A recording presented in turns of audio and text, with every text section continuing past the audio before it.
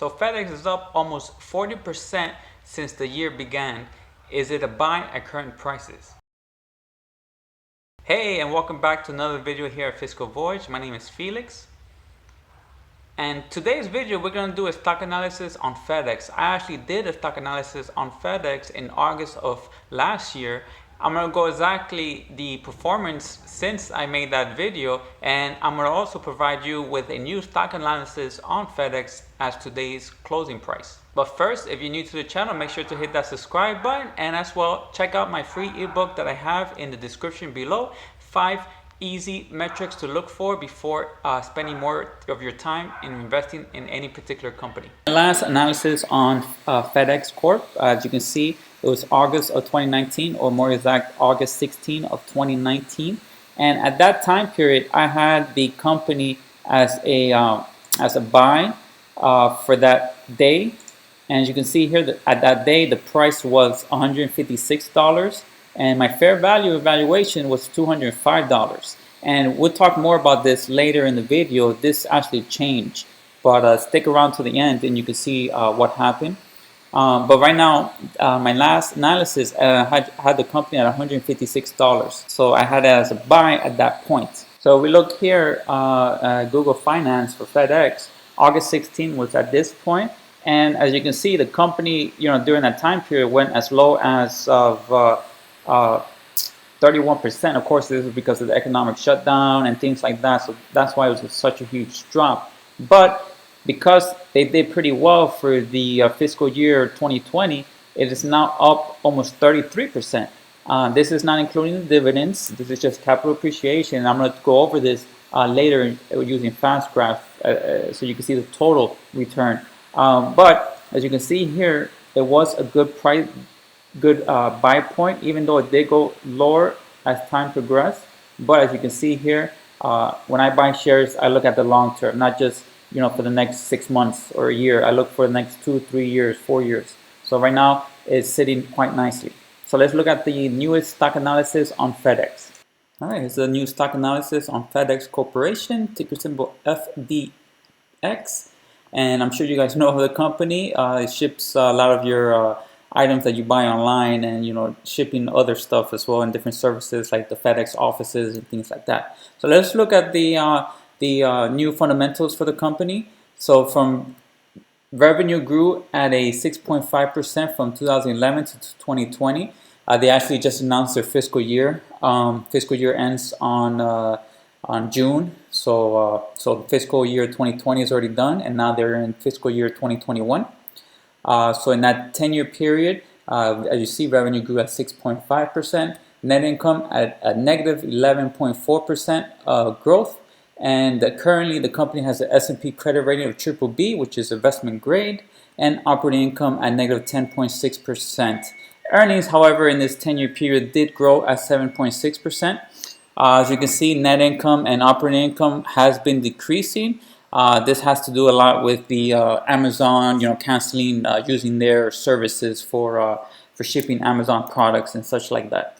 Revenue for the past 5 years has a better growth at 8.3% compared to the 10-year of 6.5%.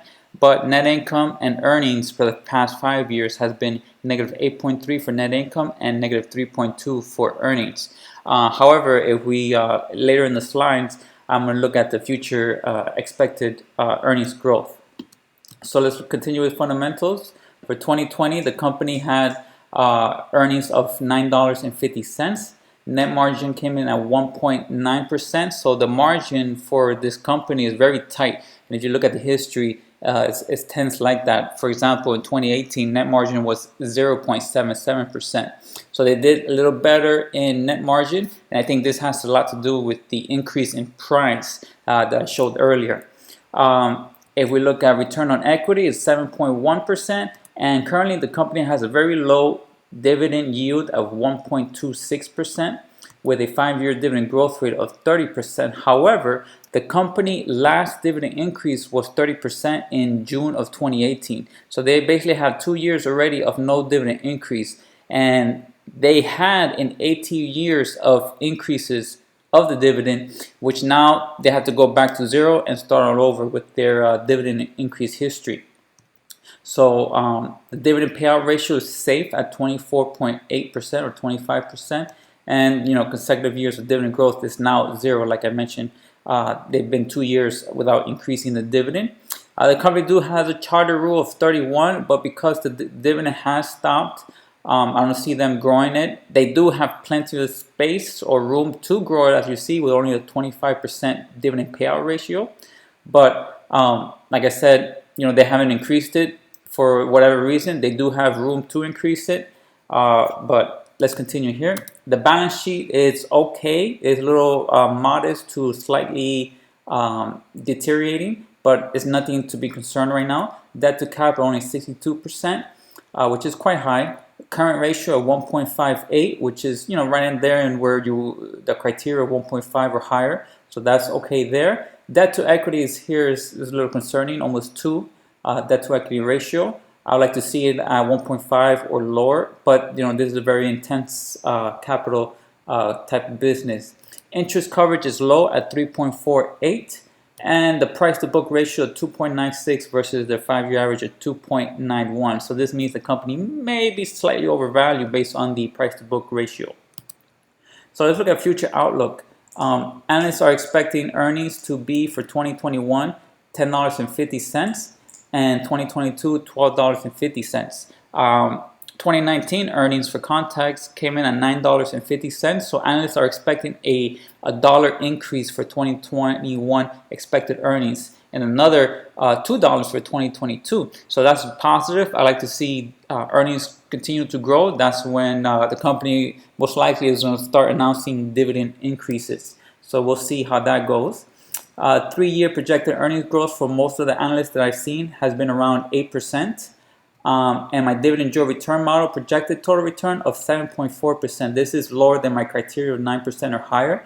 So that's something to consider there. That the company may be overvalued, but we'll look at that shortly. And currently the company has a forward PE of 19.7 with a current PE of 21. And a 5-year PE average of 14. So that might be an indicator there as well that the company may be overvalued based on its historical PE ratio. So let's take a look at the fast graph of the company. All right, so here's the fast graph for FedEx. As you see here, the green is where I actually bought position of the company. Actually was lower than the stock analysis I did before. I bought it at $142.60. But nevertheless, the company, as you can see here, it has erratic earnings. During the recession in 2008, 2009, earnings dropped 13%, 35%. And of course, with recent times, with the Amazon canceling or stop using FedEx and the economic shutdown and things like that, earnings dropped 39% for fiscal year 2020, which ended in 5/20. But you can see here, earnings are expected to increase 11%, 19%, and 12% for 2021, 2022, and 2023. So that's very good. I made that video around August 19 or 2019, which around this period. So from that point to where it is as yesterday's close, it had a total annual rate of return of 33.1%, or you'll be up about 30% from that time period, even though there was some periods of lower prices.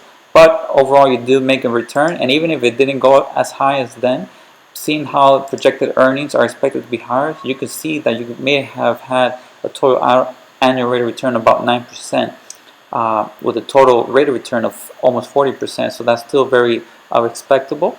But of course, if you bought it at the lows over here in earlier this year, March, April, you have tremendous growth. But right now, as you can see here, the company looks to be overvalued because whenever, based on fast graph, it is over the black line, which is the monthly closing price, is over both the orange and blue line, which orange represents a earnings PE of 15, and the blue line represents a normal PE around 16.